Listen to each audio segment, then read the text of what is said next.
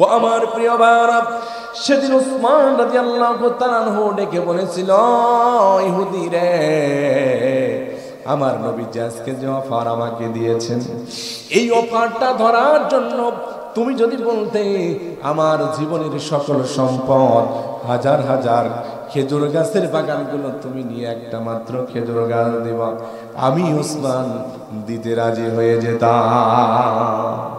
হযরত উসমান একটা খেজুর গাছের পরিবর্তে আপনার 100টি খেজুরের বাগান লিখে দিলেন, আর একটা খেজুর সাহাবী ভাইয়ের ছেলের নামে লিখে দিলেন। সুবহানাল্লাহ বলে নবীজির কাছে চলে আসলেন, নবীজি গো, আর আমার সাহাবী ভাইয়ের সন্তানের হাতের ভিতরে শিকল দেয়া লাগবে না, নবীজি আপনি নিজে হাতে শিকলগুলো খুলে দেন।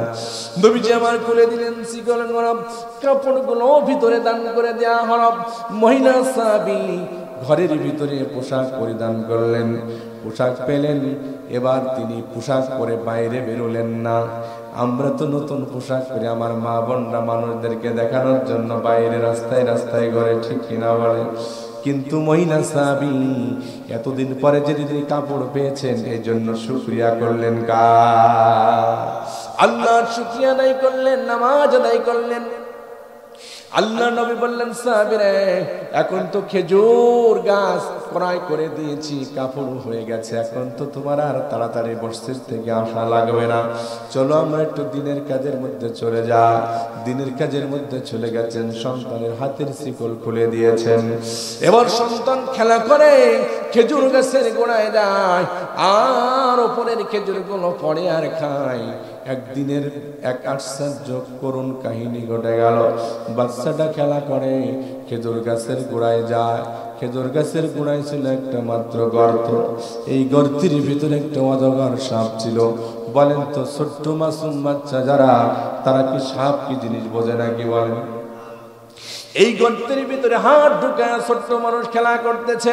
খেলা করতে করতে কোন সময় যেন সাপটা উপরের দিকে উঠেছে, ছোট মানুষ বুঝতে পারে নাই। ছোট সাপের সাথে খেলা করতে গিয়া ছোট সাপ, ওই সাপ ছোট্ট বাচ্চাকে উপরে দংশন করে দিয়েছে। ছোট্ট বাচ্চা এবার যখন সাপের বিষের যন্ত্রণা হয়েছে, মা মা করে ডাকে, আর কাটা কবুতরের মতো উঠানে গড়াগড়ি শুরু করে দিয়েছে। ছোট বাচ্চার কান্নার আওয়াজ শুনে প্রতিবেশীরা ছুটে এসেছে বাড়ির ভিতরে।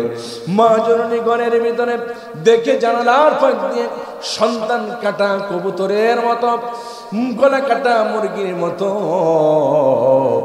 এই যে আপনার উঠানের ওপরে গড়াগড়ি করতেছে, গড়াগড়ি করে আর গড়াগড়ি করে।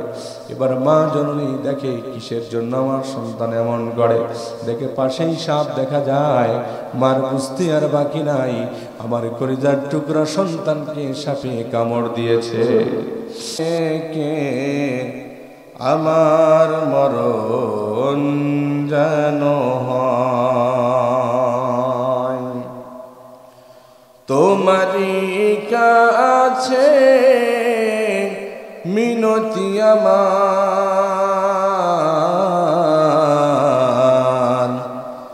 তোমারই কাছে মিনতি আমার,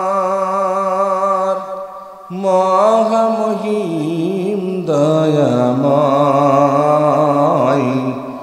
ইমানের পথে অবিচল থেকে আমার মরণ যেন হয়, ইমানের পথে অবিচল থেকে আমার মরণ যেন হয়। নবীজি বললেন, তুমি কি বুঝে শুনে বলছো? যেই তিনটা শর্ত দিয়েছে তুমি কি বুঝেছ? ইয়া রাসূলুল্লাহ, আমি বুঝে শুনেই বলছি, আমি বিয়ে করতে চাই, তিনটা শর্তই মেনে নিলাম। অনেক দিন থেকে বিয়ে করতে চাই, কিন্তু আমি কালা, চেহারা ভালো না, আবার আমার সম্পদ বলতে কিছু নাই, এই জন্য আমাকে কেউ বিয়ে করতে চায় না, তো আমি এই তিনটা শর্ত মেনে বিয়ে করতে চাই। নবী জামাত বললেন, এ মহিলা সাহাবী, তোমার জন্য একটা পাত্র পাওয়া গেছে, কিন্তু চেহারাও ভালো না, টাকা পয়সাও কিছু নাই, তবে তোমার 3টা শর্ত মেনে নিয়েছে। মহিলা সাহাবী বলছে, ইয়া রাসূলুল্লাহ, যদি 3টা শর্ত মেনে নেয়, সম্পদেরও দরকার নাই, চেহারা ভালো দরকার নাই, আমি তার সাথে বিয়ে করব এবং এখনই আপনি আমাদের বিয়ে পড়িয়ে দেন। সুবহানাল্লাহ।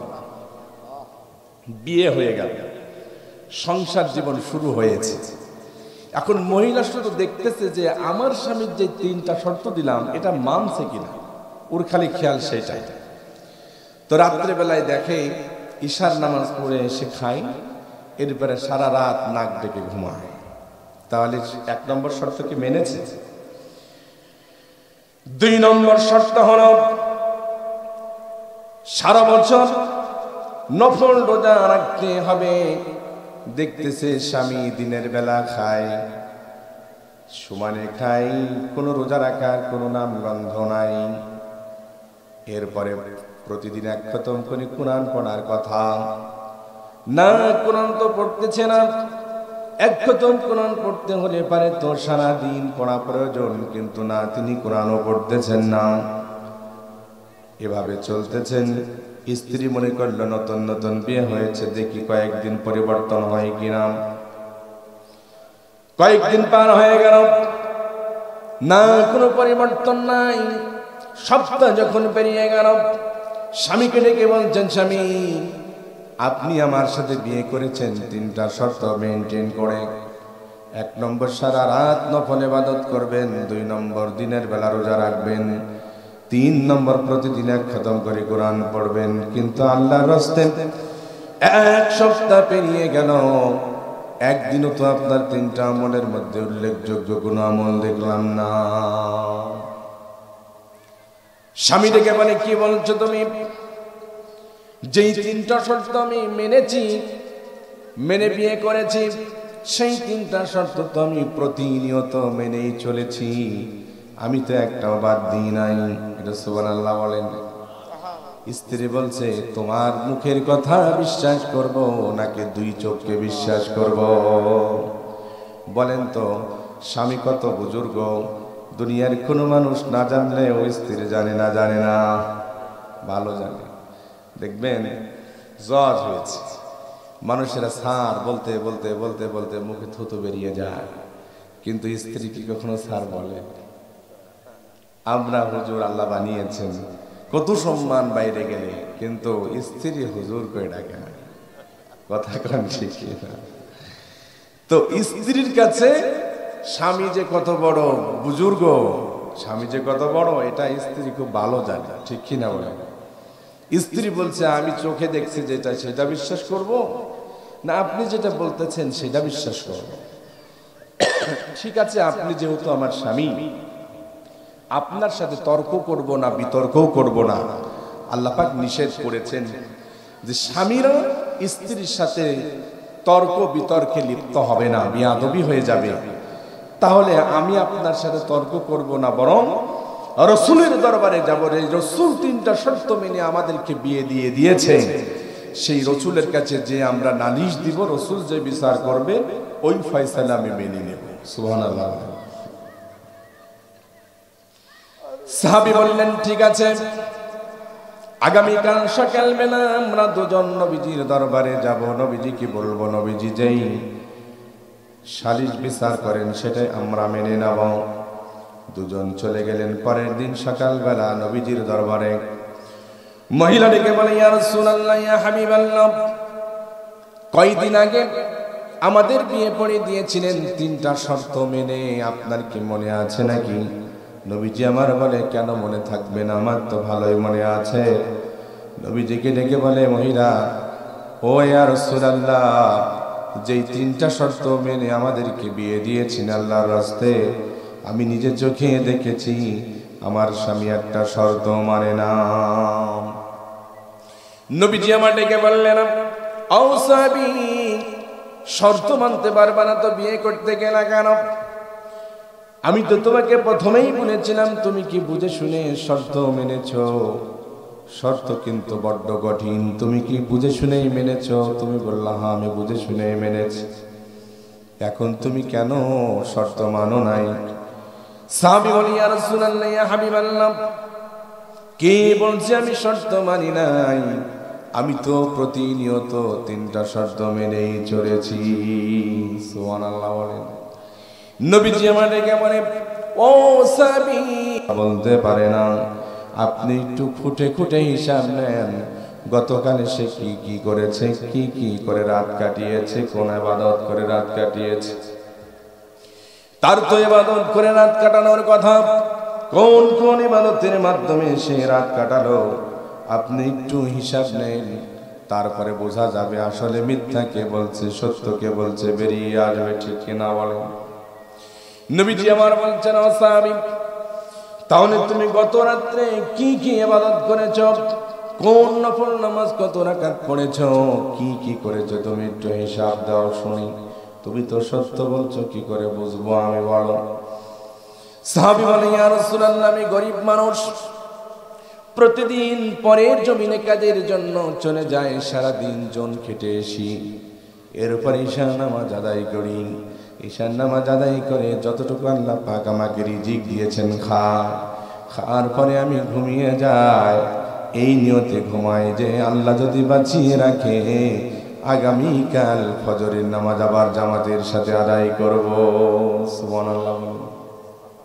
নবীজি আবার বললেন, তুমি ঈশা নামাজ আদায় করার পর খেয়ে দিয়ে ঘুমিয়ে যাও, আবার ফজরের নামাজ পড়ো, তাহলে তোমার স্ত্রী যে শর্ত দিয়েছিল সারা বছর রাত্রিবেলায় নফল ইবাদতের সওয়াব আমলনামায় জমা করতে হবে, সেটা তো হলো না।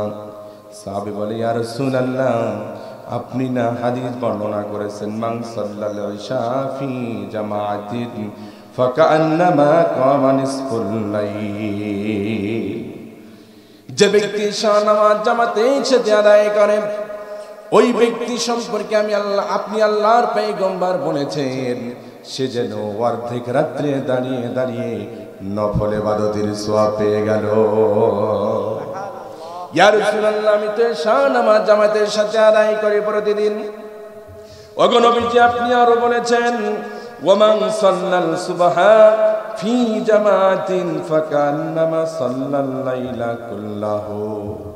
যদি কেউ ঈশা নামাজ জামাতের সাথে আদায় করে, আবার ফজরের নামাজও জামাতের সাথে আদায় করে, বান্দা সারা রাত্র ঘুমাবে ঠিক, কিন্তু আল্লাহ পাকের পক্ষ থেকে সারা রাত নফল ইবাদতের সওয়াব বান্দার আমলনামায় লিখতেই থাকবে।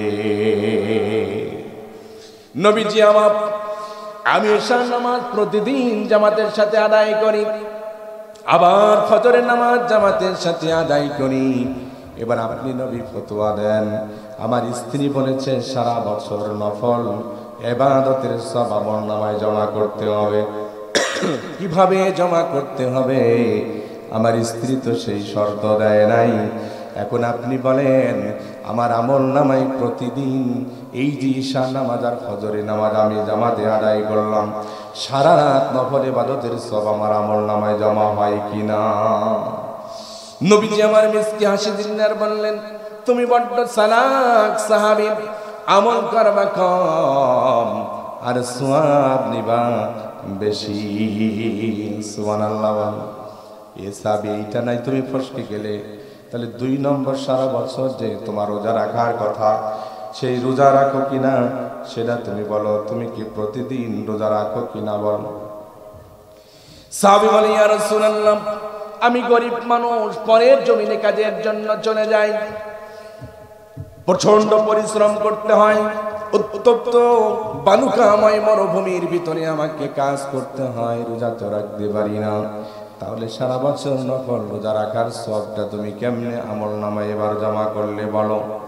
সাহাবী বলে, ইয়া রাসূলুল্লাহ, আপনি হাদিস বলেছেন, মান সামা রমাদান, যে ব্যক্তি রমজান মাসে 30টা রোজা রাখবে, সুম্মা তাবাহু সিত্তাম মিন শাওয়াল কানা কাসিয়ামিদ দাহরি, এরপরে শাওয়াল মাসের 6টি রোজা যে রাখতে পারবে, আল্লাহ রাব্বুল আলামিন সারা বছর নফল রোজার সওয়াব তার আমলনামায় লিখে দেন। সুবহানাল্লাহ বলেন।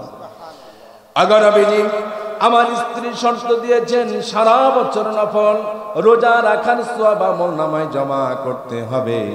কিভাবে করতে হবে শর্ত তো তিনি দেন নাই। আপনি বলেছেন রমজানের রোজা রাখার পর শাওয়াল মাসের 6 রোজা রাখলে সারা বছর নফল রোজার সওয়াব। আমি গত বছর রমজানের রোজা রেখেছি, শাওয়াল মাসের 6 রোজা রেখেছি। আল্লাহ যদি বাঁচিয়ে রাখে আগামী রমজানে রোজা রাখবো, আবার শাওয়াল মাসের 6টি রোজাও রাখবো। নবীজি আপনি ফতোয়া দেন সারা বছর নফল রোজার সওয়াব আমার আমলনামায় জমা হয় কিনা? সুবহানাল্লাহ। নবীজি আমার 12 মিসকি হাসি দিলেন আর বললেন, সাহাবীরে তুমি বড্ড চালাক, আমরা তো বুঝতে পারি নাই তুমি এই জন্য শর্ত মেনে নিয়েছ। তুমি বড্ড চালাক, আমল করবা কম আর সওয়াব নিবা বেশি। সুবহানাল্লাহ। নবীজি আমার বলেন, ও সাহাবী এই দুইটা না তুমি পার পেয়ে গেলাম। ভেতর থেকে মহিলা বলে, ইয়া রাসূলুল্লাহ এই দুইটা নাই চারা কি করে পার পেয়ে গেল, কিন্তু এক খতম যে কোরআন পড়ার কথা এটা তো পড়ে না, এইটা এবারে কেমনে কেমনে তুমি পূজা বারে কি? সাহাবী বলে, ইয়া রাসূলুল্লাহ ইয়া হাবিবাল্লাহ কুল হুয়াল্লাহু আহাদ তা'দিলু সুলুসাল কুরআন। নবীজি আপনি বলেছেন যদি কেউ ছোট্ট সূরা ইখলাস তেলাওয়াত করতে পারে বিসমিল্লাহ সহকারে, নবীজি আপনি বলেছেন সূরা ইখলাস হলো কুরআনুল কারীমের 1/3 অংশ, মানে হলো 10 পারা। সুবহানাল্লাহ বলেন। ইয়া রাসূলুল্লাহ আমি গরিব মানুষ, সেরকম কোনো সময় পাই না, কিন্তু অন্তত আমি বিসমিল্লাহ সহকারে সূরা ইখলাস 3 বারের অধিক তেলাওয়াত করি। এবার আপনি বলেন 3 বার তেলাওয়াত করলে 3 10 30 পারার সওয়াব হয়। এক খতমের সওয়াব প্রতিদিন আমার আমলনামায় আমি জমা করার জন্য সূরা ইখলাস আমি তেলাওয়াত করি নিয়মিত। আমার স্ত্রী বলেছে খতমের সওয়াব আমলনামায় জমা করতে হবে। কিভাবে করতে হবে এই শর্ত তো তখন দেন নাই। নবীজি আপনি এবার ফতোয়া দেন আমার আমলনামায় প্রতিনিয়ত 3 বার সূরা ইখলাসের দ্বারা খতমের সওয়াব হয় কিনা? নবীজি আমার বললেন, স্বামী তুমি বড্ড চালাক, এবারেও তোমাকে আটকানো গেল না। এতক্ষণ পর্যন্ত পেছনের দিক থেকে পর্দার অন্তরালে ওই স্ত্রীটা স্বামীর উপরে খেপা ছিল যে আমার স্বামী 3টা শর্ত মানে না। এখন যখন দেখলেন স্বামী বড্ড চালাক, দুনিয়ার চালাক না আখিরাতের সওয়াব অর্জনের ক্ষেত্রে বড্ড চালাক, নবীজিকে ডেকে বলছেন, ইয়া রাসূলুল্লাহ ইয়া হাবিবাল্লাহ যেই স্বামীর বিরুদ্ধে আপনার কাছে নালিশ দিয়েছিলাম, আসলে এই স্বামী পেয়ে আমি বড় ধন্য হয়ে গেছি। এই স্বামী দুনিয়ার কোনো চালাক না, আখিরাতের সওয়াব কামাইয়ের চালাক। এই স্বামীর সাথে আমি সারা জীবন সংসার করতে চাই। আমার প্রিয় ভাইরা, কথাটা আমি এই জন্য বললাম কারণ আল্লাহ রাব্বুল আলামিন এমন কত ছোট্ট ছোট্ট ইবাদত আমাদেরকে দিয়েছেন, করা অনেক সহজ, অল্প কিছু, কিন্তু সওয়াব হবে পাহাড় পরিমাণ। কিয়ামতের ময়দানে আজকে থেকে যদি বান্দা কত ওয়াজ শুনলেন, কত নাসিহত শুনলেন, রাত জেগে জেগে ওয়াজ শুনেছেন, আমল নাই, আর ওয়াজ করার প্রয়োজন নাই। আজকে থেকে যদি মনে করেন এই 3টা আমল আমি করব, নাজাতের জন্য আপনার যথেষ্ট হয়ে যাবে। ঠিক কিনা বলেন? আমার প্রিয় ভাইরা, আজকে থেকে যদি আমার মা বোনেরা, আজকে থেকে আমার যুবক ভাইরা, বৃদ্ধ বাবাজিরা যদি নিয়ত করেন যখনই ঘুমাতে যাব তখনই সূরা ইখলাস বালিশে মাথায় দিয়ে, বালিশ মাথায় থাকবে, ঘুমোতে যাব বলেন তো সূরা ইখলাস পড়তে 3 বার পড়তে কি অনেক সময় লাগবে নাকি?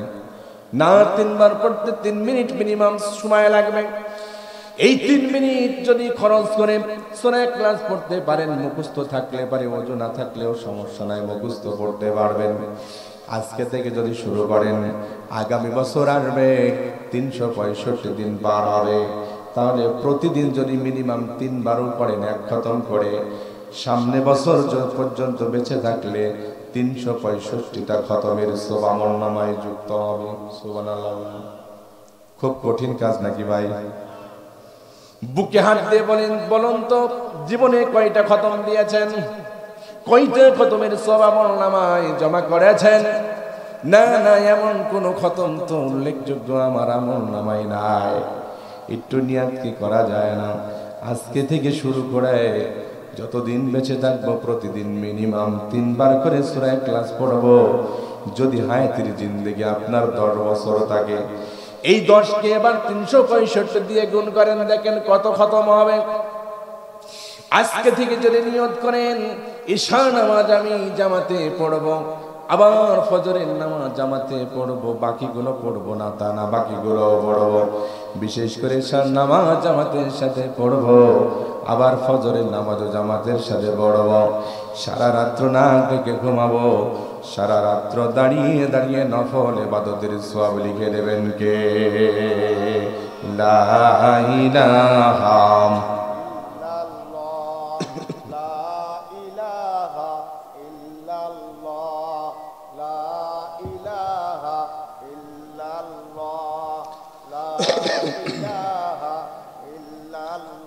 জোরে লা ইলাহা, যাদের হৃদয়ে আছে আল্লাহর ভয়, তারা কভু পথ ভুলে যায় না। আল্লাহর প্রেম ছাড়া এই দুনিয়ায় কারো কাছে কোনো কিছু চাই না। যাদের হৃদয়ে আছে আল্লাহর ভয়, তারা কভু পথ ভুলে যায় না। আল্লাহর প্রেম ছাড়া এই দুনিয়ায় কারো কাছে কোনো কিছু চাই না। রাতের আধারে যারা সিজদাতে রয়, দু চোখের চোরতে নদী যেন বয়। রাতের আধারে যারা সিজদাতে রয়, দু চোখের চোরতে নদী যেন বয়।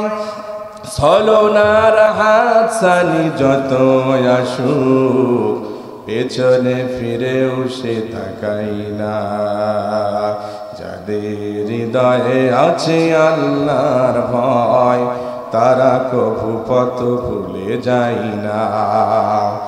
আল্লাহর প্রেম ছাড়া এই দুনিয়ায় কারো কাছে কোনো কিছু চাই না।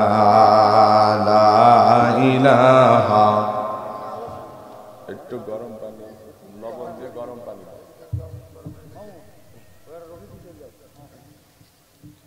জোরে লা ইলাহা, লবণ দিয়ে গরম, লবণ দিয়ে হালকা গরম, হালকা লবণ। লা ইলাহা ইল্লাল্লাহু মুহাম্মাদুর রাসূলুল্লাহ। আমার প্রিয় ভাইরা, আজকে যদি নিয়ত করি আমরা যে নামাজ জামাতে পড়বো, ফজরের নামাজ জামাতে পড়বো, আবার রমজান মাসে রোজা রাখবো, আর শাওয়াল মাসের 6টি রোজা রাখবো। কিয়ামতের ময়দানে আমল নামা যখন আনবে, দেখবেন আমল নামায় অন্যান্য নবীর উম্মতেরা দেখবে আহারে এর আমল নামা তো সারা বছর নফল রোজায় পরিপূর্ণ, আবার সারা রাত দাঁড়িয়ে দাঁড়িয়ে নফল ইবাদত করেছে। উম্মতে মুহাম্মদী তো আমাদের আগে জান্নাতে চলে যাবে, এটাই ঠিক। সুবহানাল্লাহ। আমার প্রিয় ভাইরা, এই জন্য নামাজ ছাড়া কেউ জান্নাতে যেতে পারবে না।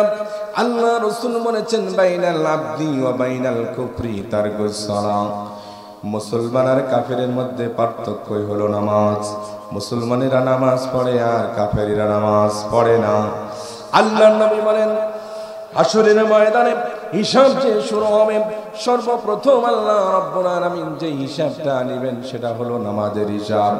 আউয়ালু মা ইউহাসাবু বিহিল আবদু ইয়াউমাল কিয়ামাতিস সালাত। সর্বপ্রথম যে হিসাব নেওয়া হবে সেটা নামাজের হিসাব। নামাজের হিসাব হলো দল ভিত্তিক হিসাব নেওয়া হবে। আল্লাহ রাব্বুল আলামিন প্রথমে ডাকবেন, আইনাল আগনিয়া, কোথায় আছে বড় লোকেরা, সামনের দিকে একটু আগায় আসো। বড় লোকেরা মনে করবে আমাদেরকে হয়তো আল্লাহ আগে আগে জান্নাত দিয়ে দেবে।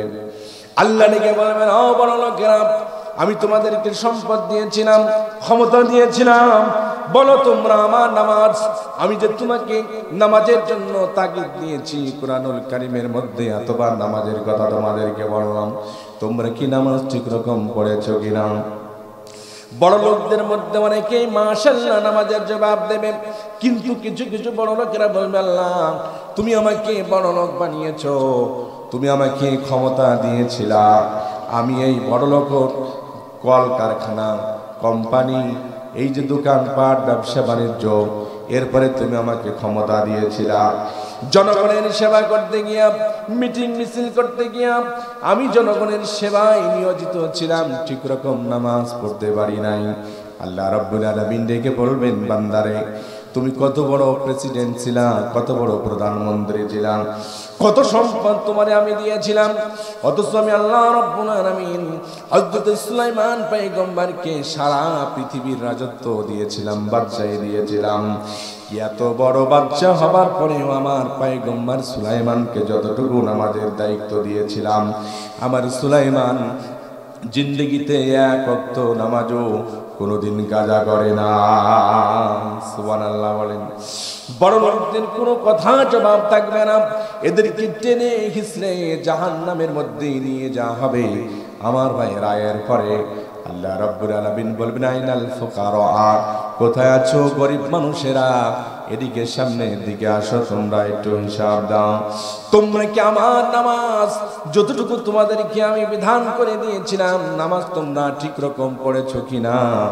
সকলেই বলতে পারবে না আল্লাহ নামাজ পড়েছি, কিন্তু কিছু কিছু গরিবেরা বলবে আল্লাহ আমরা নামাজ পড়েছিলাম, আর কিছু কিছু গরিবেরা বলবে আল্লাহ আমাদের কি তুমি গরিব বানিয়েছিলে, সারাদিন রিক্সা চালিয়েছি, ভ্যান চালিয়েছি, মাঠে কাজ কর্ম করেছি, কৃষি কাজ করেছি, অত এত গরিব আল্লাহ তুমি আমাকে বানিয়েছিলে, সারাদিন কর্ম ব্যস্ততার মধ্যে চলে গেছে, সন্তানদের মুখে দুমুঠো ভাত তুলে দেওয়ার জন্য নামাজ ঠিক রকম পড়তে পারি নাই। আল্লাহ রাব্বুল আলামিন এই সমস্ত গরিবদের প্রশ্নের জবাবে বিশ্বনবী মুহাম্মদুর রাসূলুল্লাহ সাল্লাল্লাহু আলাইহি ওয়াসাল্লামের একজন সাহাবীরে ফারেন দিবেন। আমার প্রিয় বাবা, ওই সাহাবীর নাম হাদিস শরীফের মধ্যে কোথাও এসেছে আবু তালহা, কোথাও এসেছে আবু আব্দুল্লাহ আনসারী, কোথাও এসেছে আবু জার গিফারি। এই আব্দুল্লাহ আনসারী এই সাহাবীর কথা হিস্টোরি টেনে আনবে, এর মতন গরিব পৃথিবীতে আর কাউরে আল্লাহ বানান নাই। এরপরেও আব্দুল্লাহ আনসারী জিন্দেগিতে নামাজ কাজা করে নাই। সুবহানাল্লাহ বলেন। আমার প্রিয় ভাই, কেমন ছিল আব্দুল্লাহ আনসারীর জীবনটা, কেমন ছিল আপনি শুনলে চোখে পানি রাখতে পারবেন না। এরপরে আব্দুল্লাহ আনসারী জিন্দেগিতে এক ওয়াক্ত নামাজ কাজা করলেন না। আব্দুল্লাহ আনসারী সম্পর্কে রওয়ায়াত এসেছে প্রতিদিন নবীজির পেছনে মসজিদে নববীতে নামাজের জন্য তিনি নামাজ পড়তে যান, কিন্তু সকলের পেছনে নামাজে যান, আবার সকলের আগে মসজিদ থেকে বের হয়ে চলে আসে। মুমিন বান্দা যারা হবে তারা মসজিদের সময় বেশি দেবে, সকলের আগে যাবে মসজিদে, সকলের পরে আসবে। সাহাবাই কেরামরা তাই করতেন, সকলের আগে মসজিদে সময় পেলেই সাহাবীরা মসজিদে সময় কাটাতো। কারণ আল্লাহ পাক রব্বুল আলামিনের হাবিব বলেন যে আল্লাহর কাছে সবচেয়ে প্রিয় জায়গা হলো মসজিদ, আর সবচাইতে নিকৃষ্ট জায়গা হলো বাজার। এটা আল্লাহ পাকের রাসূল হাদিসের মধ্যে বলেছেন যে সবচেয়ে প্রিয় জায়গা কি? আল্লাহর ঘর মসজিদ, আর সবচেয়ে নিকৃষ্ট জায়গা হচ্ছে বাজার। এই জন্য সাহাবাই কেরামরা সময় পাইলেই মসজিদে যেতেন, আর আমরা সময় পাইলেই বাজারে যাই, ঠিক কিনা বলেন? সাহাবাই কেরামরা কেমন দেখেন, একজন সাহাবী আরেকজন সাহাবীকে ডাকতে গিয়েছে, ভাই তুমি কি বাড়িতে আছো নি? তো ভিতর থেকে ওই সাহাবীর মেয়ে উত্তর দিচ্ছে যে চাচা আব্বা তো বাড়িতে নাই। একটু উদাহরণ দিয়ে বোঝেন, দেখেন সাহাবাই কেরামরা কেমন ছিল। তো বাইরে থেকে বলছে যে মা তোমার আব্বা কোথায় গেছে? কয় বাজারে গেছে। কখন আসবে? তো ডেকে বলছে চাচা বাজারে গেছে, তো আব্বা এখনই চলে আসবে। কিছুক্ষণ পর ওই সাহাবী আবার ডাকতে গিয়েছেন, ভাই তুমি বাড়িতে আছো? ভিতর থেকে মেয়েটা বলছে চাচা আব্বা তো বাড়িতে নাই। কোথায় গেছে? আব্বা মসজিদে গেছে বাজার থেকে এসে। জিজ্ঞেস করছে তোমার আব্বা মসজিদ থেকে কখন আসবে? মেয়েটা বলছে আব্বা মসজিদ থেকে আব্বা গিয়েছে, কখন আসবে বলতে পারি না। তার মানে মেয়ে জানে যে বাবা বাজারে গেলে বেশিক্ষণ থাকে না, মসজিদে গেলে আসার খোঁজ থাকে না। সুবহানাল্লাহ। এই ছিল সাহাবায়ে কেরামদের চরিত্র। আর আমরা মসজিদে গেলেই চলে আসবো, যাবো তো আসবো, যাবো তো আসবো। এমনও হয় আমার চুয়াডাঙ্গায় যে অনেক সময় দেখা যায় যে একজনের স্যান্ডেল আরেকজন পায়ে দিয়ে বাড়ি এসে দেখছে যে আমার স্যান্ডেল না। তার মানে ও নামাজ পড়তে পড়তে মনে করে কখন স্যান্ডেল পায়ে দেবো আর বাড়িতে যাব, ওর জন্য গায়ে আগুন ধরিয়ে আছে মসজিদের ভিতরে। ঠিক কিনা বলেন? অনেক সময় দেখবেন মসজিদে জুমার দিনে ইমাম সাহেব যদি খুতবা একটু ওয়াজ যদি একটু বেশি করে তো মুসল্লিরা শুধু ঘড়ির দিকে ঘন ঘন তাকায়। ঠিক কিনা? তো এই যে মসজিদে ঠিক রকম থাকতে চায় না। তো সাহাবায়ে কেরামের সময় সাহাবায়ে কেরামরা মসজিদে বেশি থাকতেন। তো ওই সাহাবী সকলের পেছনে যায়, আবার সকলের আগে মসজিদ থেকে বের হয়ে চলে আসে। তো সাহাবীরা বলছে যে এই যে আব্দুল্লাহ আনসারী সকলের পেছনে যায় আবার সকলের আগে আসে, মসজিদে থাকতে চায় না। তৎকালীন সময়ে মুনাফিকরা মসজিদে থাকতে পছন্দ করতো না। তো সাহাবায়ে কেরামরা নবীকে বলছেন ইয়া রাসূলুল্লাহ, ইয়া হাবিবাল্লাহ, আপনার অমুক সাহাবী যে সকলের পেছনে মসজিদে আসে আবার সকলের আগে মসজিদ থেকে চলে যায়। সাহাবায়ে কেরামরা নামাজের জন্য কাতারবদ্ধ হয়ে গেলেন। নবীজি আমার ইমামতি করার জন্য ইমামতির মুসল্লায় দাঁড়িয়ে গেলেন। মুয়াজ্জিন ইকামত দিচ্ছে, নবীজি আমার শুধু খেয়াল করছেন আমার আব্দুল্লাহ এসেছে কিনা। দেখে না এখনো কাতারের মধ্যে আসে নাই। মুয়াজ্জিন ইকামত কমপ্লিট করেছে, নবীজি আমার নামাজ শুরু করবেন। এই সময় তিনি শব্দ শুনতে পেলেন, কে যেন দৌড়াতে দৌড়াতে মসজিদে জামাতে নামাজে আসে। নবীজি পেছনে তাকিয়ে দেখলেন আব্দুল্লাহ আনসারী দৌড়াতে দৌড়াতে নবীজির পেছনে নামাজের জামাতে শামিল হয়ে গিয়েছে। আল্লাহ নবী নামাজ শেষ করলেন, আসরের নামাজ শেষ হয়ে গেল। আসরের নামাজের পরে দেখবেন আপনাকে এলাকার ইমাম সাহেবগণ একটু ঘুরে বসে তাসবিহ তেলাওয়াত করে। ঠিক কিনা বলেন? নবীজি আমার ঘুরে তাসবিহ তেলাওয়াত করলেন, এরপরে দোয়া করলেন। কিন্তু দোয়ার পরে দেখতেছে আব্দুল্লাহ আনসারী আর মসজিদে না। নবীজি আমার ডেকে বলেন, ও সাহাবীরা, তোমরা যা বললে মনে হয় সেটাই সত্য হতে চলেছে, কিন্তু এখনো কোনো খারাপ কথা বলা যাবে না, কোনো ভালো কথা বলা যাবে না যতক্ষণ পর্যন্ত ওই সাহাবীর মুখ থেকে শোনা না যাবে, ততক্ষণ পর্যন্ত কোনো ভালো এবং খারাপ কোনো কমেন্টস করা যাবে না। ঠিক কিনা বলেন? এটা ঠিক লা ইলাহা, সবসময় গরম পানি লাগে, এটা পড়ে গেলে আবার লা ইলাহা ইল্লাল্লাহু মুহাম্মাদুর রাসূলুল্লাহ। আমার প্রিয় ভাইরা, আল্লাহ নবী বললেন, ও সাহাবীরা, তোমরা বলেছো ঠিক, কিন্তু যতক্ষণ পর্যন্ত সাহাবীর মুখ থেকে না শুনবো ততক্ষণ পর্যন্ত কোনো ভালো মন্দ কিছুই বলা যাবে না। তোমরা কি আমার সাহাবীর বাড়ি চেনো নাকি? আমি একটু তোমাদের সাথে সাহাবীর বাড়িতে যেতে চাই। সাহাবীরা বললেন, ইয়া রাসূলুল্লাহ, আমি চিনি। নবীজি আর কিছু সাহাবী চলে গেলেন ওই গরিব সাহাবী আব্দুল্লাহ আনসারীর বাড়িতে। আব্দুল্লাহ আনসারীর বাড়িতে যাওয়ার পরে নবীজি আমার সালাম দিলেন, আসসালামু আলাইকুম বলে সালাম দিলেন। কারণ কারোর বাড়িতে যাওয়ার আগে সালাম দেওয়ার প্রয়োজন আছে না? না। আল্লাহ নবী বলেন, যদি কারোর বাড়িতে তোমার প্রবেশের কোনো নিয়ত থাকে তাহলে বাড়ির সামনে যাবা, এরপরে সালাম দিবা। কোরআনুল কারীমের মধ্যে আল্লাহ রাব্বুল আলামিন আয়াত নাজিল করে দিয়েছে, বান্দারে তুমি যদি কারোর বাড়িতে প্রবেশ করতে নিয়ত করো তাহলে সালাম দিতে হবে, এরপরে তার অনুমতি নিতে হবে। অনুমতি যদি না মিলে, সালামের জবাব যদি না মিলে, তাহলে ওই বাড়ির ভিতরে প্রবেশ করা যাবে না। ঠিক কিনা ভাইরা? নবীজি চলে গেলেন বাড়ির সামনে। নবীজি আমার ডেকে বলেন, ও সাহাবীরা, তোমরা কেউ ডাকবা না, কেউ সালাম দিবা না। আমি নবীজি সালাম দিব, আমি নবীজি অনুমতি চাইব। আমি নবীজির কথা যদি আমার সাহাবী শুনতে পায়, তাহলে আমার সাহাবী আর যত ব্যস্ততায় থাকুক না কেন ঘরের ভিতরে থাকবে না, চলে আসবে। নবীজি আমার সালাম দিলেন, ও অনুমতি চাইলেন না, ভিতর থেকে কোনো জবাব নাই, ভিতর থেকে কোনো অনুমতি আসলো না। এরপরে নবীজি আবার কিছুক্ষণ অপেক্ষা করলেন, আবার দ্বিতীয় সালাম দিলেন, অনুমতি চাইলেন না, দ্বিতীয়বারও কোনো অনুমতি আসলো না, সালামের জবাব আসলো না। এরপরে সাহাবায়ে কেরামদেরকে বলছে, ও সাহাবীরা রে, আমি 2 বার সালাম দিয়েছি, অনুমতি চেয়েছি, আমি তো কোনো অনুমতি পেলাম না, তবে আরেকবার আমি সালাম দিব, অনুমতি যাব। আমি নবীর সুন্নত হলো 3 বার অনুমতি নেওয়া, যদি অনুমতি না মেলে তাহলে চলে আসতে হবে, যাওয়া যাবে না। এই কিছুক্ষণ পর নবীজি আমার 3 নম্বর বার সালাম দিলেন, এরপরে অনুমতি চাইলেন, কিন্তু 3 নম্বর বারের বেলায় ভিতর থেকে আব্দুল্লাহ আনসারী নবীদের সামনে এসে বলে, লাব্বাইক ইয়া রাসূলুল্লাহ, লাব্বাইক ইয়া হাবিবাল্লাহ, জানি না আমি গরিব মানুষের বাড়িতে আপনি কিসের জন্য এসেছেন। নবীজিকে যখন আব্দুল্লাহ আনসারী সালাম দিয়েছেন ঘর থেকে বেরিয়ে, তখনকার ঘর তো গেট ছিল না, খেজুর পাতার ছাউনি দিয়ে চতুর্দিকে ঘেরা, ঘরটা ছিল খেজুর গাছের ছাউনি দিয়া। আব্দুল্লাহ আনসারী যখন ঘর থেকে বেরিয়ে এসেছে, খেজুর গাছের পাতাগুলো 2 দিকে ভাগ হয়ে গেছে। নবীজি আমার লক্ষ্য করে দেখে, ভিতরে দেখা যায় ঘরের সামনে ছোট্ট একটা মাসুম বাচ্চা বসা আছে। এই মাসুম বাচ্চার হাতের ভিতরে চেকন্ডে বাঁধা আছে।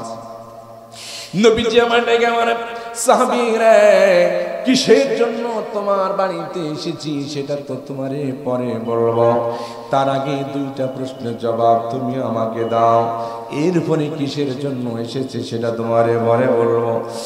1 নম্বর প্রশ্ন হলো, সাহাবী, আমি যে তোমাকে এক এক করে 3 বার সালাম দিলাম, 3 বার তোমার কাছে অনুমতি চাইলাম, তুমি কি 3 বারের প্রথম 2 বার শোনো নাই, শুধুই মাত্র 3 বার শুনেছো, উত্তর দিয়েছো এমনটি, নাকি 3 বারই শুনেছো কিন্তু ইচ্ছা করে উত্তর দাও নাই, কোনটা?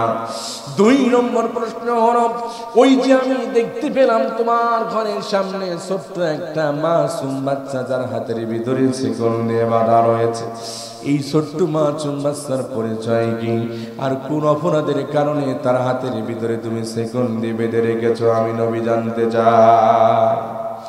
প্রশ্ন দুটো যখন করেছেন, আব্দুল্লাহ আনসারী চোখে পানি রাখতে পারেন নাই, গড়গড় করে চোখের পানি ছেড়ে দিয়েছেন, কেঁদে ফেলেছেন, ফুপিয়ে ফুপিয়ে কেঁদে কেঁদে দাড়ি মোবারক ভিজে ফেলেছে চোখের পানিতে। নবীজি ডেকে বলে, সাহাবীরে, 2টি প্রশ্ন করেছি, বেশি তো কিছু বলি নাই, মন্দ বলি নাই, গালি তো দিই নাই তোমারে, তুমি কাঁদতেছো কেন, আমি নবীজি জানতে চাই। সাহাবী ডেকে বলে, ইয়া রাসূলুল্লাহ, আমার দিকে তাকা দেখেন, আমার গায়ের ভিতরে, শরীরের ভিতরে মাত্র 1 টুকরা কাপড়, এই 1 টুকরা কাপড় ছাড়া আমার ফ্যামিলিতে আর কোনো চাদর নাই। ইয়া রাসূলুল্লাহ, ইয়া হাবিবাল্লাহ, আগো নবীজি, আপনার 3টা ডাকি আমি শুনেছি, কিন্তু 3টা ডাকের জবাব আমি কেন নিই না? ইয়া রাসূলুল্লাহ, আপনার পেছনে আমি আসরের নামাজ জামাতের সাথে আদায় করেছি মাত্র একটা চাদর পরে, যেই চাদরটা পরনের ভিতরে দিলে পরে গায়ে ঠিক রকম দেওয়া যায় না, আবার গায়ের ভিতরে দিলে পরনে ঠিক রকম দেওয়া যায় না। ইয়া রাসূলুল্লাহ, এই চাদরটা পরে এই মসজিদে নববীতে আপনার পেছনে চাদর নিয়ে আমি আসরের নামাজ জামাতের সাথে আদায় করলাম। ওগো নবীজি, আল্লাহর কসম, আমার মনে চাই সব সময় আপনার সামনে থাকব, আপনি নবীজির চেহারা আমি বারবার দেখব। গো নবীজি, আপনাকে আল্লাহ তাআলা এত সুন্দর চেহারা দান করেছে, ক্ষুধারত পেট নিয়েও যদি কেউ আপনার দিকে এক নজর তাকাই, ওগো নবীজি, সত্যি সত্যি তার ক্ষুধা নিবারণ হয়ে যায়। নবীজি, আমার মনে চাই সব সময় আপনার সামনে থাকবো, কিন্তু না না,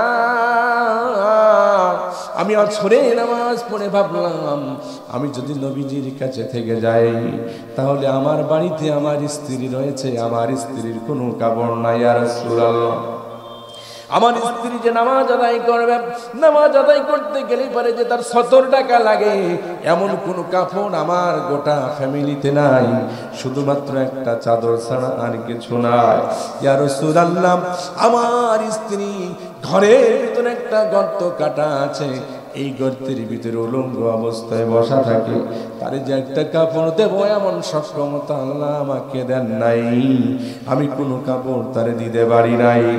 এই জন্য আসরে নামাজ আদায় করে অতি দ্রুত আমি বাড়িতে চলে এসেছি, মসজিদে থাকি নাই, কারণ আসরে নামাজের সময় বেশিক্ষণ থাকে না, সূর্য ডুবে গেলেই নামাজ কাজা হয়ে যায়।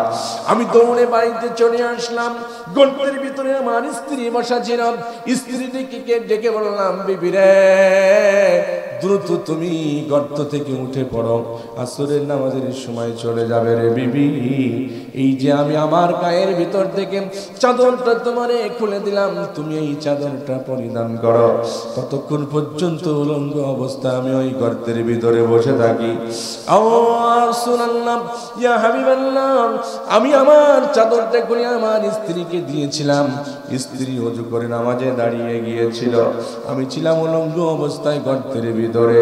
এই সময় আপনি প্রথম ডাক দিয়েছেন, ভাবলাম আমার নবী ডাক দিয়েছেন, নবীজির ডাকের যদি আমি সাড়া দিই, সাড়া দেওয়ার পরে যদি নবীজির কাছে যেতে লেট হয়ে যায়, আমার মায়ার নবী কষ্ট পাবেন যে আমার সাহাবী আমার ডাক শুনলো, শোনার পরেও কেন আমার ডাকে সাড়া না দিয়ে আমার কাছে আসলো না। ইয়া রাসূলুল্লাহ, আমি কেমনে আপনার সামনে যাব, আমি তো উলঙ্গ অবস্থায় গর্তের ভিতরে বসা আছি। ইয়া রাসূলুল্লাহ, আপনি যখন দ্বিতীয় ডাক দিয়েছেন তখন আমার স্ত্রী নামাজের মধ্যে ছিল, নামাজ তো কোনো শেষ হয় নাই, আমিও গর্তের ভিতরে ছিলাম। কিন্তু তৃতীয় ডাক যখন আপনি দিয়েছেন তখন আমার স্ত্রী আমাকে চাদরটা দিয়ে দিয়েছে, আর আমাকে ওই গর্তের ভিতর থেকে আমি উঠেছি, চাদরটা পড়েছি, আর আপনার সামনে এসে আমি লাব্বাইক দিয়ে আপনার ডাকে সাড়া দিয়েছি। সুবহানাল্লাহ। আমার প্রিয় ভাইরা, নবীজি আমার চোখে পানি রাখতে পারলেন না, কারণ যেই কারণে নবীজি সাহাবীর বাড়িতে এসেছেন, কিসের জন্য সে তড়িঘড়ি করে মসজিদ থেকে চলে আসে, বলেন তো সেই উত্তর তো পেয়ে গেছে এই প্রশ্নের ভিতরে, ঠিক কিনা বলেন? মাত্র একটা চাদর পরে ও আমার প্রিয় ভাইরা নিজে জামাতের সাথে নামাজ আদায় করেছে, শুধু নিজেই জামাতের সাথে নামাজ আদায় করেছে এমনটি না, বাড়িতে এসে আবার ফ্যামিলি মেম্বারকেও নামাজের তাগিদ দিয়েছে, ঠিক কিনা? আল্লাহ রাব্বুল আলামিন ডেকে বলেন, ইয়া আইয়ুহাল্লাযীনা আমানু কু আনফুসাকুম ওয়া আহলিকুম নারা। এই ঈমানদারেরা, তোমরা যেমন আল্লাহর ইবাদত করে নিজেদেরকে জাহান্নাম থেকে বাঁচাবে, ঠিক তদ্রুপ তোমার ফ্যামিলি মেম্বারগুলিকেও জাহান্নামের আগুন থেকে বাঁচানোর চেষ্টা করো, ঠিক কিনা বলেন?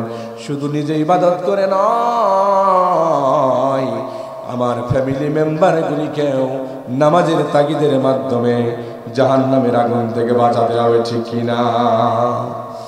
আল্লাহ নবী বললেন, ঠিক আছে, তোমার প্রথম প্রশ্নের উত্তর আমি মেনে নিলাম, কিন্তু দ্বিতীয় প্রশ্ন যেটা, ওই যে ছোট্ট বাচ্চার হাতের ভিতরে শেকল দিয়ে বাঁধা রয়েছে, ওই ছেলেটার পরিচয়টা কি বলো? ওই ছেলেটা কোন অপরাধের কারণে তার হাতের ভিতরে শেকল দিয়ে তুমি বেঁধে রেখেছ? তুমি কি জানো না আমি নবী হলাম শিশুদেরও নবী, ঠিক কিনা ভাইয়া? সাহাবী চোখের পানি ছেড়ে দিয়ে আরো কান্না শুরু করেছে। ইয়া রাসূলুল্লাহ, ইয়া হাবিবাল্লাহ, যে মাসুম বাচ্চাটা দেখতেছেন এটা অন্য কারোর বাচ্চা নয়, এটা আমার কলিজার টুকরা সন্তান, আমার কলিজা মানিক ধন। কিসের জন্য তুমি তার হাতের ভিতরে শেকল দিয়ে বেঁধে রেখেছো রে সাহাবী? সাহাবী ডেকে বলে, ইয়া রাসূলুল্লাহ, আমি এতই গরিব মানুষ, দেখেন আমার বাড়ির সামনে ইহুদির বাড়ি, ইহুদির প্রাচীরের সাথে ইহুদির খুরমা খেজুর গাছগুলো রয়েছে। ইহুদি বড় লোক হবার কারণে খেজুরগুলো সে পারে না, না পড়ার কারণে মাঝে মাঝে ইহুদির খেজুরগুলি আমার উঠানের ওপরে এসে পড়ে যায়। আমার সন্তান এতই ক্ষুধার্ত থাকে, আমি এত গরিব মানুষ, আমার সন্তানকে দুবেলা পেট করে খাবার দেব এমন কোনো খাদ্য আমার বাড়িতে নাই, ঘরের ভিতরে না। আমার স্ত্রী গর্তের ভিতরে সারাদিন বসা থাকে, ঘরের ভিতরে বাইরে বেরোই না, কারণ উলঙ্গ অবস্থা। আমি চলে যাই পরের জমিনে কাজের জন্য। আমার সন্তান থেকে ক্ষুধারত, আমি ভাবলাম আমার ছোট্ট সন্তান ক্ষুধার যন্ত্রণা সইতে না পেরে আমার বাড়ির সামনে ইহুদির খেজুর গাছ, ওই খেজুর যদি আমার উঠানের ওপর এসে পড়ে যায় তাহলে আমার সন্তান বুঝতে না পেরে ইহুদির খেজুর খেয়ে নেব। হাসরের ময়দানে আল্লাহ রাব্বুল আলামিন যদি আমাকে জিজ্ঞেস করে, ও আব্দুল্লাহ আনসারী, তোর ছোট্ট বাচ্চা ইহুদির খেজুর কেন খাইলো, এই প্রশ্ন যদি আমাকে করে, এই প্রশ্নের জবাব আমার কাছে না। এই জন্য আমি আমার কলিজার টুকরা সন্তানের হাতের ভিতরে শিকল নিয়ে বেঁধে চলে যাই পরের জমিনে কাজের জন্য। ইয়া রাসূলুল্লাহ, পরের জমিনে কাজ করে অল্প কিছু খাদ্য যখন আমি পাই, সন্ধ্যাবেলা আমি আমার সন্তানের হাতের শিকল খুলে দিয়া আমি আমার সন্তানকে বুকের ভিতরে জড়ায় ধরে ওই খাদ্যটুকু যখন খাওয়াতে যায়, জানেন না ইয়া রাসূলুল্লাহ, আমার সন্তান তখন আমারে কি বলে? চোখের পানি ছেড়ে দিয়ে বলে, আব্বা গো, ও আব্বা, আমার হাতের দিকে চেয়ে দেখো, আমি ছোট মানুষ, আমার হাতটা বড় নরম আব্বা। সকাল থেকে সন্ধ্যা পর্যন্ত গরুর মতো, ছাগলের মতো, চোরের মতো, ডাকাতের মতো আমার হাতের ভিতরে তুমি শিকল দিয়ে বেঁধে রেখেছো আব্বা। ও আব্বা, হাতের দিকে তাকায় দেখো, রক্ত জমাট হয়ে লাল হয়ে গেছে, কি অপরাধের কারণে আমারে বেঁধে রাখো? আমি তখন সহ্য করতে পারি না, চোখের পানিগুলো ছেড়ে দিয়ে বুকটা যেন ফেটে যায়। সন্তানের দুই গালের মধ্যে চুম্বন দিয়ে আর বলি, সন্তান রে, তুমি কোনো অপরাধ করো নাই, আল্লাহ আমাকে গরিব বানিয়েছে, এই গরিবত্বর মধ্যে তোমার হাতের ভিতরে শিকল দিয়ে রেখে যায় রে সন্তান। তুমি যদি বুঝতে না পেরে ইহুদির কোনো খেজুর মুখের ভিতরে দিয়ে খেয়ে ফেলো, জাহান্নামের আগুন তোমার জন্য, আমার জন্য, দুজনেরই জন্য।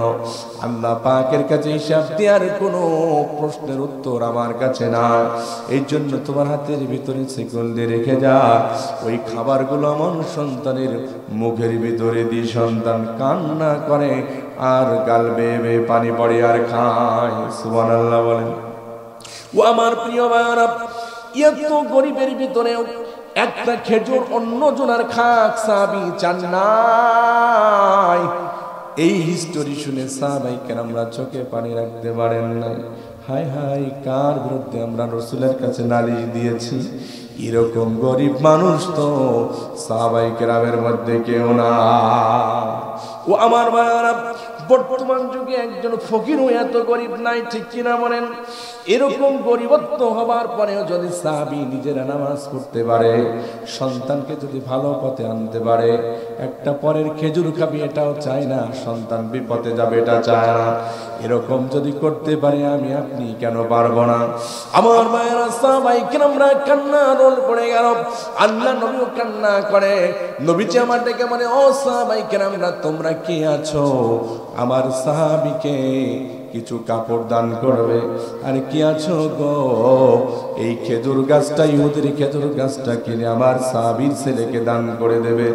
এই দুইটা কাজ যে করতে পারবে, আমি নবীজি কিয়ামতের দিন কঠিন মুসিবতের সময় তাকে হাতে ধরে জান্নাতে নিয়ে চলে যাব। সুবহানাল্লাহ বলেন। লা ইলাহা লা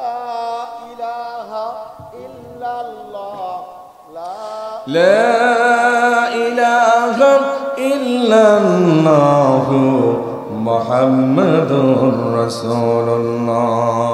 আমার প্রিয় ভাইরা, সাহাবীদের মধ্যে হযরত ওসমান রাদিয়াল্লাহু তাআলা আনহু লাফ মেরে দাঁড়িয়ে গেলেন আর বললেন, ইয়া রাসূলুল্লাহ, এই মুহূর্তে আমি আপনার সাহাবীকে 7 জোড়া কাপড় দান করে দিলাম। সুবহানাল্লাহ বলেন। ইয়া রাসূলুল্লাহ, খেজুর গাছটাও আমি কিনে নেব। আজকে আপনি যে অফার দিয়েছেন, এই অফার আমি ছেড়ে দিব না। হযরত ওসমান চলে গেলেন ইহুদের বাড়িতে।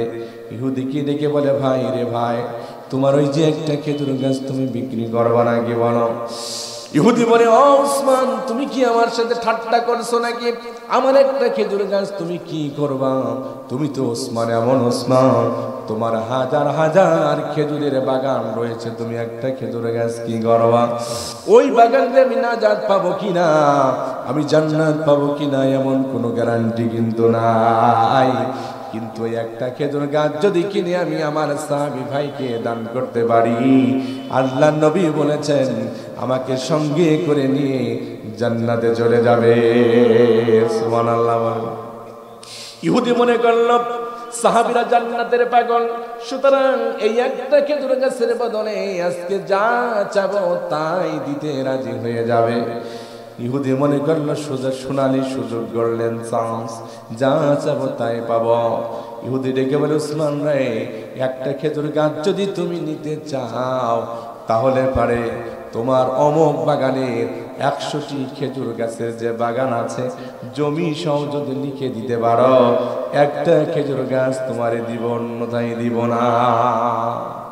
ও আমার প্রিয় ভাইরা, সেদিন উসমান রাদিয়াল্লাহু তাআলা আনহু ডেকে বলেছিল, ইহুদি রে, আমার নবী আজকে যে অফার আমাকে দিয়েছেন, এই অফারটা ধরার জন্য তুমি যদি বলতে আমার জীবনের সকল সম্পদ, হাজার হাজার খেজুর গাছের বাগানগুলো তুমি নিয়ে একটা মাত্র খেজুর গাছ দিবা, আমি উসমান দিতে রাজি হয়ে যেতাম। হযরত ওসমান একটা খেজুর গাছের পরিবর্তে আপনার 100টি খেজুরের বাগান লিখে দিলেন, আর একটা খেজুর সাহাবী ভাইয়ের ছেলের নামে লিখে দিলেন। সুবহানাল্লাহ বলে নবীজির কাছে চলে আসলেন, নবীজি গো, আর আমার সাহাবী ভাইয়ের সন্তানের হাতের ভিতরে শিকল দেয়া লাগবে না, নবীজি আপনি নিজে হাতে শিকলগুলো খুলে দেন। নবীজি আমার খুলে দিলেন শিকলগুলো, কাপড়গুলো ভিতরে দান করে দেয়া হলো। মহিলা সাহাবী ঘরের ভিতরে পোশাক পরিধান করলেন, পোশাক পেলেন, এবার তিনি পোশাক পরে বাইরে বেরোলেন না। আমরা তো নতুন পোশাক পরে আমার মা বোনরা মানুষদেরকে দেখানোর জন্য বাইরে রাস্তায় রাস্তায় ঘরে, ঠিক কিনা বলে? কিন্তু মহিলা সাহাবী এতদিন পরে যে তিনি কাপড় পেয়েছেন, এই জন্য শুকরিয়া করলেন কার? আল্লাহর শুকরিয়া আদায় করলেন, নামাজ আদায় করলেন। আল্লাহ নবী বললেন, সাহাবীরা, এখন তো খেজুর গাছ ক্রয় করে দিয়েছি, কাপড় হয়ে গেছে, এখন তো তোমার আর তাড়াতাড়ি মসজিদ থেকে আসা লাগবে না, চলো আমরা একটু দিনের কাজের মধ্যে চলে যাই। দিনের কাজের মধ্যে চলে গেছেন, সন্তানের হাতের শিকল খুলে দিয়েছেন। এবার সন্তান খেলা করে খেজুর গাছের গোড়ায় যায়, আর ওপরের খেজুরগুলো পড়ে আর খায়। একদিনের এক আশ্চর্য করুণ কাহিনী ঘটে গেল। বাচ্চাটা খেলা করে খেজুর গাছের গোড়ায় যায়, খেজুর গাছের গোড়ায় ছিল একটা মাত্র গর্ত, এই গর্তের ভিতরে একটা অজগর সাপ ছিল। বলেন তো, ছোট্ট মাসুম বাচ্চা যারা, তারা কি সাপ কি জিনিস বোঝে নাকি? বলেন, এই গর্তের ভিতরে হাত ঢুকায় ছোট্ট মানুষ খেলা করতেছে। খেলা করতে করতে কোন সময় যেন সাপটা উপরের দিকে উঠে এসেছে, ছোট মানুষ বুঝতে পারে নাই। ছোট সাপের সাথে খেলা করতে গিয়া ছোট সাপ, ওই সাপ ছোট্ট বাচ্চাকে উপরে দংশন করে দিয়েছে। ছোট্ট বাচ্চা এবার যখন সাপের বিশেষ যন্ত্রণা হয়েছে, মা মা করে ডাকে, আর কাটা কবুতরের মতো উঠানে গড়াগড়ি শুরু করে দিয়েছে। ছোট বাচ্চার কান্নার আওয়াজ শুনে প্রতিবেশীরা ছুটে এসেছে বাড়ির ভিতরে। মা জননী ঘরের ভিতরে দেখে জানালার ফাঁক দিয়ে সন্তান কাটা কবুতরের মতো, গলা কাটা মুরগির মতো এই যে আপনার উঠানের ওপরে গড়াগড়ি করতেছে, গড়াগড়ি করে আর গড়াগড়ি করে। এবার মা জননী দেখে কিসের জন্য আমার সন্তান এমন করে, দেখে পাশেই সাপ দেখা যায়। মার বুঝতে আর বাকি নাই, আমার কলিজার টুকরা সন্তানকে সাপে কামড় দিয়েছে। মা জননী সন্তানকে বাঁচানোর জন্য দরজা দিয়ে বেরোতে যাচ্ছেন। ও আমার মা বোনেরা, একটু লক্ষ্য করে শুনুন, যখন দরজার কাছে এসেছেন তখনই ওই মায়ের মনে পড়লো, হায় রে, আমার এমন একটা দিন ছিল যেই দিনটা আমি ঘরের ভেতর থেকে যত বিপদে হোক বেরোতে পারতাম না, কারণ আমার কোনো কাপড় ছিল না, উলঙ্গ অবস্থায় আমি ঘরের মধ্যে বসে থাকতাম। আর আজ অবধি আমি এই সংসারে যতদিন পর্যন্ত এসেছি, আমার স্বামীর কথা ব্যতীত জিন্দেগিতেও আমি এই ঘর থেকে কোনোদিন বের হয় নাই।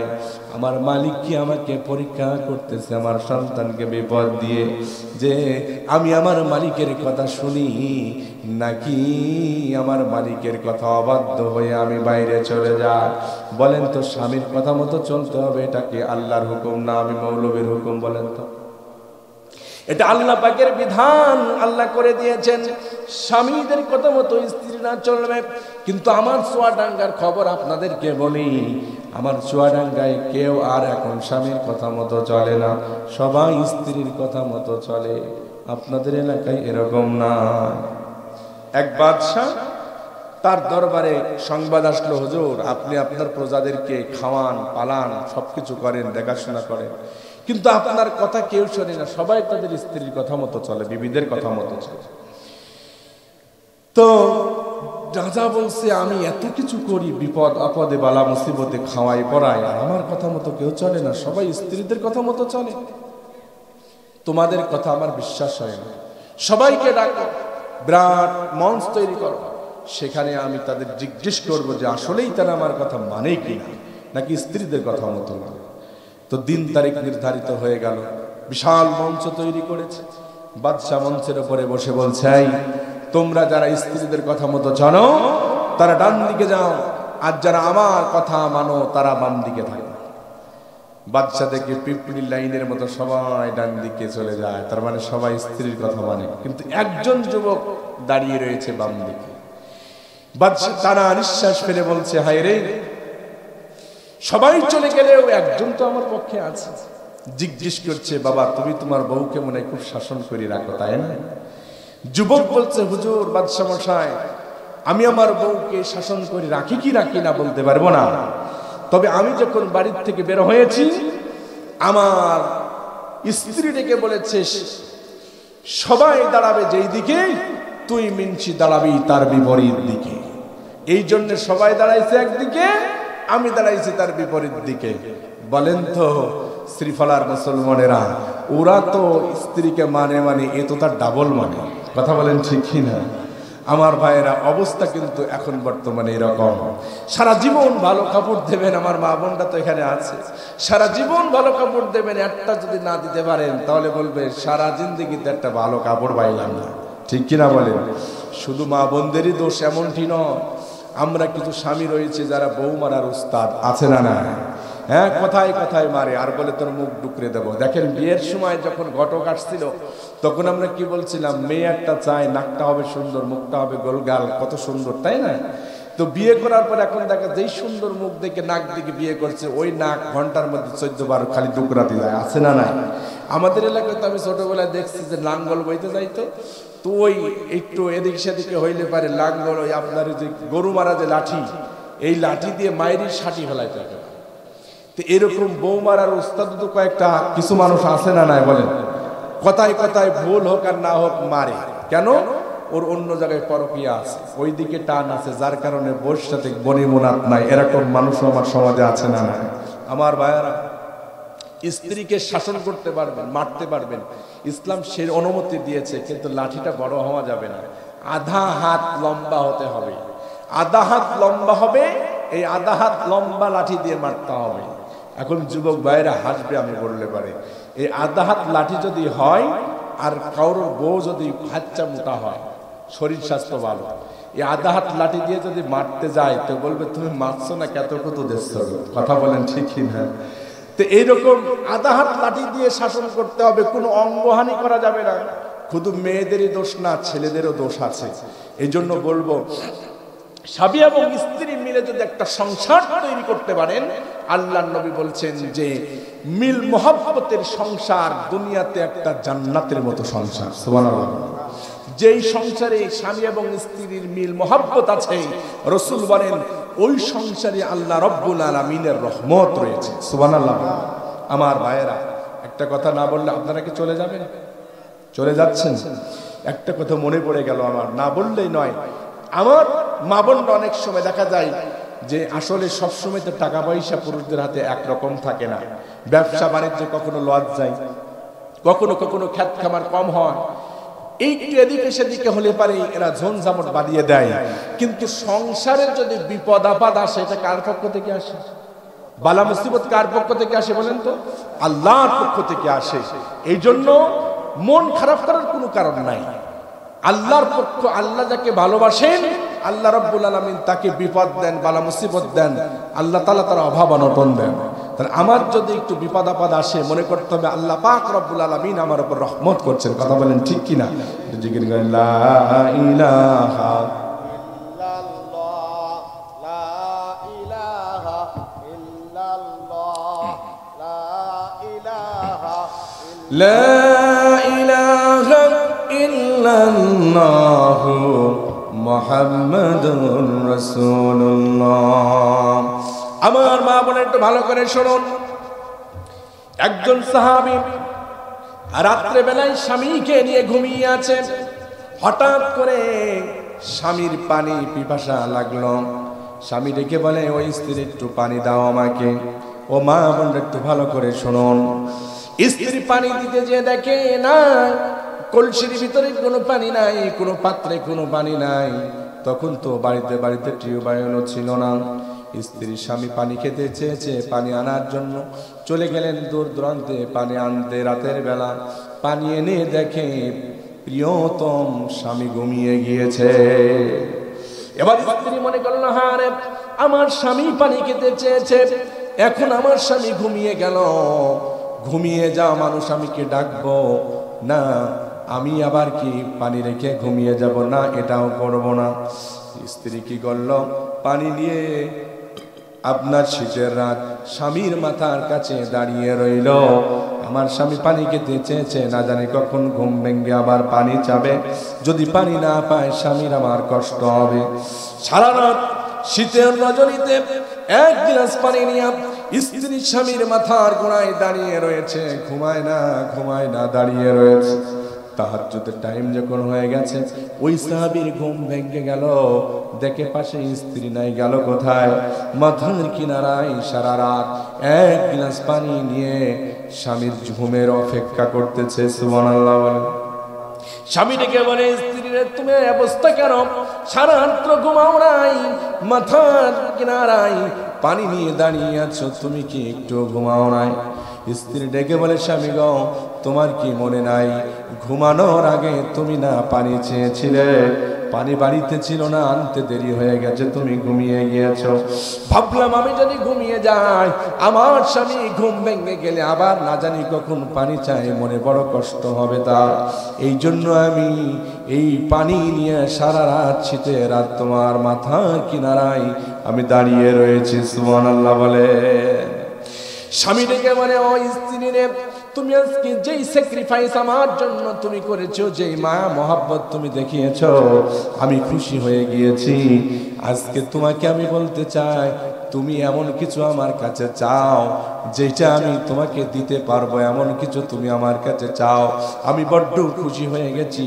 আজকে তুমি আমার কাছে যা চাবে আমি তোমাকে সেইটা দেব। সুবহানাল্লাহ বলে। স্ত্রী ডেকে বলে, স্বামীরা সত্যিই কি তুমি আমাকে সেটা দিবা? কয় হ্যাঁ, যদি আমার সামর্থ্য থাকে, আমি যদি দিতে পারি, এই সামর্থ্য যদি আমার থাকে, অবশ্যই তোমাকে আমি দিয়ে খুশি করব। সত্যিই কি দিবা? কয় হ্যাঁ দেব। তাহলে ও স্বামী তুমি আমাকে ডিভোর্স দিয়ে দেয়া। আশ্চর্য ব্যাপার। সারা রাত তুমি আমার এত ইবাদত করলাম, আমার জন্য মায়া মহাব্বত করেছো, পানি নিয়ে আমার কিনারায় সারা রাত্র দাঁড়িয়ে রয়েছ। ও বিবি তুমি আমার কাছে ডিভোর্স চাও, তোমাকে কেমনে ডিভোর্স দেবো? কেন তুমি ডিভোর্স চাও? আমাকে দেখতে কি খুব খারাপ নাকি? আমি কি কালা নাকি? আমার নাকটা কি বুসা নাকি? না স্বামী, চেহারা আপনার সুন্দর, নাকটাও বড় চিকন সুন্দর। কেন তুমি আমার কাছ থেকে ডিভোর্স চাও? আমার সংসারে কোনো অভাব আছে নাকি? না, কোনো অভাবও তো নাই। তাহলে কেন তুমি আমার কাছে ডিভোর্স চাও? ও স্বামী তুমি বলেছো তোমার যদি সামর্থ্য থাকে তুমি আমারে দিবা, তোমার তো ডিভোর্স দেওয়ার সামর্থ্য রয়েছে, কোনো প্রশ্নের জবাব আমি দিতে চাই না, তুমি আমাকে ডিভোর্স দিয়ে দাও। স্বামী পড়ছে বড় বিপাকে, এরকম স্ত্রী কি ডিভোর্স দেওয়া যায়? এত সুন্দর স্ত্রী, চরিত্রের দিক থেকেও বালা, সারা রাত্র যে স্ত্রী দাঁড়িয়ে দাঁড়িয়ে পানি খাওয়ানোর অপেক্ষায় থাকে, এরকম স্ত্রীকে ছাড়া যায়? স্বামী একটু কায়দা করে বললেন, ঠিক আছে, কথা যেহেতু দিয়েছি তোমাকে, তো কথা আমি রাখবো, কিন্তু এই কথাটা রসুলের দরবারে আমরা যে বলবো যে তুমি কেন আমার কাছ থেকে ডিভোর্স চাও। তো স্ত্রী বলছে, ঠিক আছে, শেষ আবদার, আপনার রসুলের কাছে যাব। তো আগামীকাল রসুলের কাছে আমরা যাব। ও মা বোনেরা একটু কান পেতে শুনুন। পরের দিন সাহাবী আর সাহাবীর স্ত্রী মরুফত গিরিপথ পাহাড়ের কিনারা দিয়ে নবীদের কাছে যাচ্ছেন বিচার দিতে। স্বামী মনে করছে, হায় রে, নবী যেন আমার পক্ষে বিচার দেয়, তাহলে বউটারে আর হারাইতে হয় না। আর স্ত্রী চিন্তা করছে যে আমি তো নবীজিকে বুঝিয়েই বলবো, নবী আমার এর থেকে আমাকে দিয়ে দেবে। এখন আপনারা চিন্তা করতেছেন যে এত সুখ থাকার পরেও এই স্ত্রী ডিভোর্স নিতে চায় কেন? মানে মনে মনে কি এর পরকীয়া আছে? আমাদের সমাজে যেমন থাকে, ঠিক কিনা বলেন? বিদেশে গিয়েছে, আইসে দেখে যে স্ত্রী হিজরত করেছে, আছে না নাই? তো এরকম কিছু আছে নাকি? এরকম অনেকে মনে করতেছেন। দেখেন কি হয়, যাচ্ছেন গিরিপথ পাহাড়ের কিনারা দিয়ে যাচ্ছেন, যেতে যেতে একটা শুষ্ক পাথরে লেগে স্বামীর পাওটা কেটে হা হয়ে গেল, রক্ত বেরোতে শুরু করেছে। এত রক্ত বেরিয়েছে যে স্বামী ওখানে সেন ছাড়িয়ে অজ্ঞান হয়ে পড়ে গেছে জমিনে। স্ত্রী কি করবে এখানে একা একা? নিজের গায়ের কাপড় খুলে স্বামীর পাটা বেঁধে দিলেন, পাশ থেকে একটু ওন্না চিপে পানি এনে স্বামীর মুখের উপরে, মাথার উপরে দিলেন, সেবা শুশ্রূষা করছেন। হঠাৎ করে স্বামীর জ্ঞান ফিরে আসলো। স্বামী পা কেটেছে, কিন্তু তার একটাই মাত্র কাজ যে আমি রসুলের দরবারে যাব, না তো আমি স্ত্রীকে হারাইলাম। ডেকে বলছে স্ত্রী, চলো আমরা রসুলের কাছে যাই। স্ত্রী ডেকে বলছে, পা কেটে গেছে, এই অবস্থিত যাওয়া যাবে না, চলেন ফেরত চলে যাই। কয়, না, আমি যাব রসুলের দরবারে, তোমাকে আমি হারাতে চাই না, আমার যা হয় হোক আমি যাব। তো স্ত্রী ডেকে বলছে, না, আপনাকে আর যেতে হবে না, আমাকে ডিভোর্সও দিতে হবে না। সুবহানাল্লাহ বলেন না। স্বামী ডেকে বলে, বুঝতে পারলাম না তোমার হিকমত, কিছুক্ষণ পূর্বে তুমি আমার কাছে ডিভোর্স চেয়েছ, এখন তুমি বলছো ডিভোর্স চাও না, কারণটা কি বলো? দেখেন কারণটা কি বলে আমার মা বোনেরা। মহিলা স্বামী বলে, স্বামীরে, আল্লাহ নবী বলেছেন যেই বাড়ির ভিতরে অভাব অনটন রয়েছে, ওই বাড়িতে আল্লাহর রহমত রয়েছে। আল্লাহ পাক যাকে ভালোবাসেন তাকে অভাব অনটন দেন, বিপদ দেন, বালা মুসিবত দেন, অসুখ বিসুখের মধ্যে ফেলেন। কিন্তু আজকে 2টা বছর তোমার সংসারে আসলাম, জিন্দগিতে কোনো অভাব দেখলাম না। আজকে 2টি বছর তোমার সংসারে আসলাম, কোনো অসুখ বিসুখ নাই, অসুস্থতা দেখলাম না, কোনো বালা মুসিবত দেখলাম না। ও স্বামী রে, দুনিয়া তো কয়দিনের জন্য, যেই ফ্যামিলিতে বালা মুসিবত নাই, তোমার রাসূল বলেছে আল্লাহ তাদের প্রতি রহমত দেন না, আল্লাহ তাদেরকে খুব একটা ভালোবাসেন না। ভাবলাম এত শান্তি সুখ কি হবে যদি আল্লাহর ভালোবাসাই সংসারের মধ্যে না থাকে। এই জন্য তোমার কাছ থেকে ডিভোর্স নিয়ে এমন একটা স্বামী আমি ধরতে চেয়েছিলাম যেখানে রয়েছে অভাব অনটন, যেখানে থাকবে বালা মুসিবত অসুস্থতা, ওইটা ধরার জন্য তোমার কাছ থেকে ডিভোর্স চেয়েছিলাম। কিন্তু আহকামুল হাকিমিন আমাকে বুঝিয়ে দিলেন, বান্দিরে তোদের উপরে আমার রহমত রয়েছে, প্রমাণ নিতে চাস? তোর স্বামীর পা কেটে মুসিবত দিয়ে প্রমাণ দিয়ে দিলাম আমি আল্লাহ তোর স্বামীকে তোদেরকে ভালোবাসি। এই যে মুসিবত হয়ে গেছে আপনার, এবার আল্লাহর রহমত, আল্লাহর নেক দৃষ্টি, আল্লাহ আমাদেরকে যে ভালোবাসে প্রমাণ পেয়ে গেছি, এখন আমি আপনার সংসারে থাকতে চাই, আমি আর ডিভোর্স নিতে চাই না। সুবহানাল্লাহ। এই জন্য অভাব অনটন এটা আল্লাহর পক্ষ থেকে হয়। আমার ভাইয়েরা, আরেকটু কথা বলে শেষ করব। সাহাবী সন্তান সাপে কেটেছে, মনে আছে তো? সাপে কেটেছে, এবার স্ত্রী ঘর থেকে বের হচ্ছে, কিন্তু দরজার কাছে এসে বলে, রব্বে কারীম, আমার যদি পোশাক না থাকতো তাহলে যতই সাপে কামড়াইতো আমি কিন্তু বের হতে পারতাম না। আল্লাহ পোশাকের ব্যবস্থা তো তুমি করে দিয়েছো, ঠিক কিনা বলেন? আল্লাহ তুমি করে দিয়েছো। আমার মনে হয় আল্লাহ তুমি পরীক্ষা করছো যে আমি তোমার অর্ডার স্বামীর কথা মতো চলি, নাকি এই কাপড় পাবার পরে স্বামীর অর্ডার ছাড়াই আমি ঘর থেকে বেরিয়ে যাই। এটা মনে হয় আল্লাহ তুমি আমার সন্তানকে সাপে কামড় দিয়ে পরীক্ষা করতেছো। তবে আমি এই পরীক্ষায় পাশ করব। সুবহানাল্লাহ। স্ত্রী বাড়ি থেকে বের হলেন না, ঘর থেকে বের হলেন না। জানালার কাছে দেখে প্রতিবেশীরা সন্তানের পাশে দাঁড়িয়ে পড়েছে। এক পর্যায়ে সন্তান নড়াচড়া বন্ধ হয়ে গেল। যারা ভালো বোঝেন ডাক্তার কবিরাজ এসে দেখে, সবাই বলল এই সন্তান আর দুনিয়াতে নাই, সন্তান দুনিয়া থেকে চলে গেছে। মা জননী কাঁটা কবুতরের মতো নিজের সামনে নিজের সন্তান মরে গেল, সন্তানের পাশে যেতে পারলাম না। বলেন তো দুঃখটা কম না বেশি? অনেক বেশি। কিন্তু দুনিয়ার সন্তানের চাইতে আল্লাহ রাব্বুল আলামিনকে তারা বেশি ভালোবাসতো, আল্লাহর শরীয়তের আইনকে তারা বেশি প্রাধান্য দিত। মা জননী জানালার ফাঁক দিয়ে ডেকে বলে, ও আমার প্রতিবেশীরা রে, আমার কলিজার টুকরা, আমার নারী সিরাধন, আমার মানিককে তোমরা একটু ভিতরে দিয়ে যাও, আমি বাইরে যেতে পারবো না, আমার স্বামীর কোনো অর্ডার নাই, একটু ভিতরে দিয়ে যাও, আমার মরা সন্তানকে আমি একটু কলিজার ভিতরে নিয়ে নিই। সন্তানকে ভিতরে সকল মানুষ করে দিয়ে গেল। এবার মানুষের সমালোচনা করতে লাগলো, হায় হায় এমন মা, শেষ পর্যন্ত মা সন্তানের পাশে এসে দাঁড়াতেও পারল না। মা জননী কারোর কথা কানে কানে করলেন না। সন্তানকে যখন নিয়ে আনা হলো, ঘরের ভিতরে দেওয়া হলো, বলেন তো সন্তান দেবার মালিক? জোরে বলে না মালিক? সন্তান দেবার মালিক আল্লাহ, সন্তান নিয়ে নেওয়ার মালিক আমার আল্লাহ। মা ডেকে বলে, রব্বে কারীম, তুমি আমার পরীক্ষায় নিয়েছো, সন্তান তো তুমি দিয়েছিলা, আমি তোমার পরীক্ষায় ফেল করতে চাই না। সন্তানকে পেছনের দিকে একটা কাপড়ের উপরে রেখে মুখটা ঢেকে দেয়া মা জননী নামাজের মধ্যে দাঁড়িয়ে গেলেন। সুবহানাল্লাহ বলে। নামাজ আদায় হয়ে গেল। এরপরে দুইটা হাত তুলে আল্লাহর কাছে দোয়া করছে, রব্বে কারীম, ও আমার রব, তুমি আমাকে পরীক্ষা করেছ, আমি এই পরীক্ষায় কখনো ফেল করতে চাই না রে মালিক। তুমি যদি আমাকে সত্যি ভালোবেসে থাকো, তুমি আমাকে এই পরীক্ষায় উত্তীর্ণ হিসাবে কবুল করে নাও। সন্তানকে ছেড়ে দিলাম, কিন্তু তোমাকে ছাড়তে পারবো না। আমার রব এই কাহিনীটা দেখতেছেন না দেখতেছেন না বলেন তো? দেখতেছেন। ইতিহাসের কিতাবের মধ্যে রয়েছে আল্লাহ রাব্বুল আলামিন নবীজি, আল্লাহ পাক রব্বুল আলামিনের সাথে তো সব সময় সাক্ষাৎ হতো, কথা হতো, কথাবার্তা হতো। নবীজি আমার বলেন, আল্লাহ রব্বুল আলামিন ফেরেশতাদেরকে ডেকে বলে, ফেরেশতারা রে দেখ, যেই মানুষগুলি তোমরা সৃষ্টি করতে নিষেধ করেছিলা, যে ওই মানুষগুলি সৃষ্টি করে কি করবে? ওরা দুনিয়াতে মারামারি করবে, হাঙ্গামা করবে, রক্তপাত করবে।